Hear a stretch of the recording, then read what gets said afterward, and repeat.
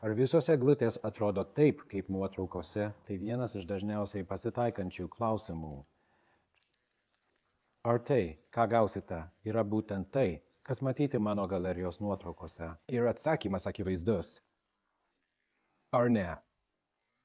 Net, none, nei.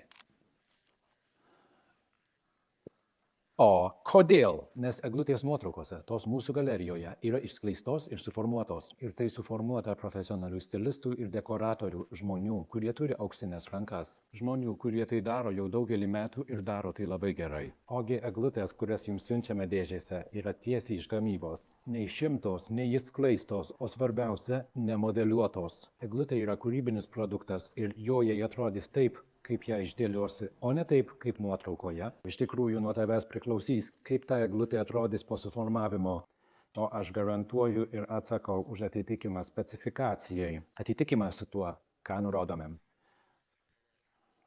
Dėl spalvos, dėl galiukų, dėl kokybės, dėl medžiagos, dėl surinkimo, aš garantuoju. O kaip tu tą eglę išskleisi, kaip tu ją suformuosi, tai jau nuo manęs nepriklauso. Jūs turite tai suprasti.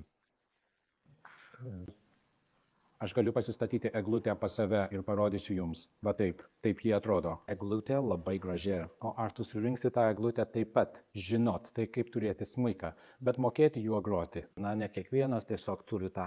Rankų darbo meniški dalykai, ne kiekvienas yra vienodai kūrybingas. Reikia turėti tą supratimą. Mačiau nuotraukas eglučių, kurias pirko mano klientai.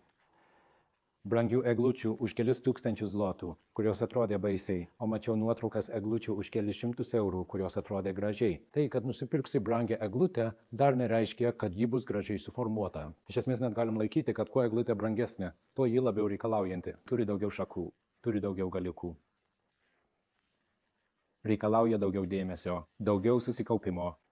Per tą išskleidimą, kad išlaikytume formą, kad išlaikytume stilių, kad viskas būtų pakartojama, kad iš kiekvienos pusės atrodytų vienodai.